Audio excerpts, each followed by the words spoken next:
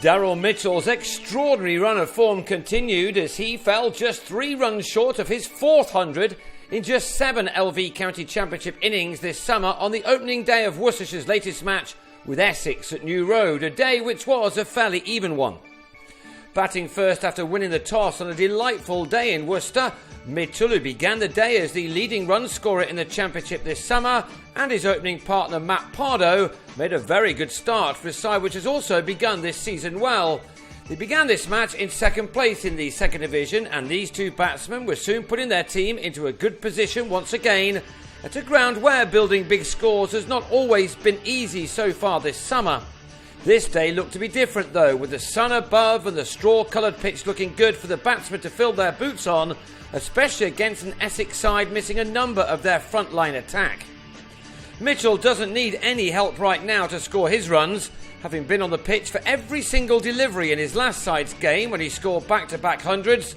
The Worcestershire captain was raising his bat yet again after getting to a 50 off 66 deliveries.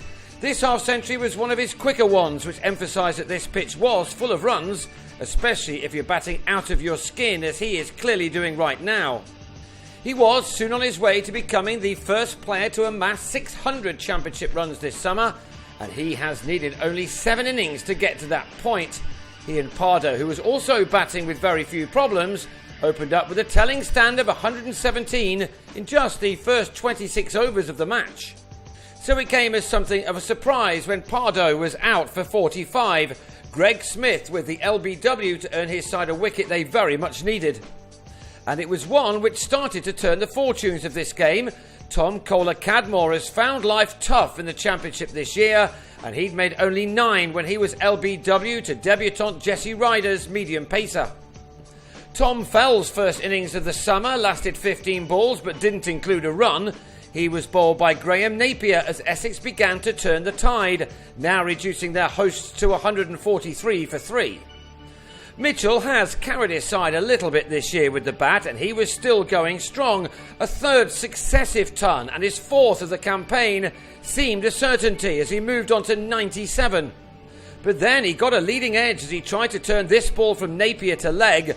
The ball ballooned to Oliver Newby, who completed the dismissal with the simplest of catches. Mitchell left with 629 championship runs to his name, made at an average of 125.8. Worcestershire were now in danger of losing their way after such a good start, but Ross Whiteley pulled Napier for a 6 in adding 49 runs for the 5th wicket in only 7 overs with Alexei Kavesi. But both men were out in quick succession just after the 200 had been posted. Whiteley, playing in a one-day mode, drove Newby to Jake Mickleborough after racing to 27 off only 17 deliveries. While Kavesi, having made 25 off 32, fell to the same bowler, James Foster, with a smart catch behind the stumps. In spite of the fall of wickets, which now left Worcestershire on 210 for 6, the batsmen continued to play their shots. Ben Cox made a sprightly 38 off 50 balls.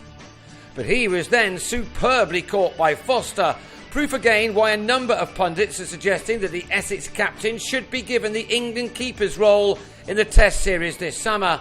Head selector James Whittaker was at the ground to witness this and Mitchell's amazing run. That gave Matt Salisbury his maiden championship wicket before Joe Leach was left a little embarrassed by being bowled by Monty Panesar. That is not how to leave a ball to a left-arm spinner coming over the wicket. Panesar was getting some assistance already on the first day, although Saeed Ajmal also went about the wrong way of playing him, as he was bowled for 4 at 266 for 9. Worcestershire had made a bit of a hash of things after their fine start, and when Charlie Morris was bowled by Ryder after adding 25 for the last wicket with Jack Chantry, the home side had been dismissed for 291. They would have surely been a little disappointed with that, although the signs were there that this pitch may become a little harder to bat on as the game progresses. Essex then needed a good start to their reply. They had 21 overs remaining to make sure that this was their day, and Mickleborough, along with Tom Wesley, got them off to a decent enough start with an opening partnership of 39 made in 15 of those overs. But Ajmal then took 2 wickets before the close.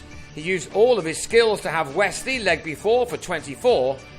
before the mystery spinner fired one in very quickly to remove the night watchman Salisbury for one. A few better batsmen may have struggled to see that one out, never mind a man making his championship debut. Ajmal will be relishing the second day of this match. He took 2 for 11 from 4 overs and can expect a long bowl to come when Essex resume on 52 for 2 in their first innings, trailing by 239 runs.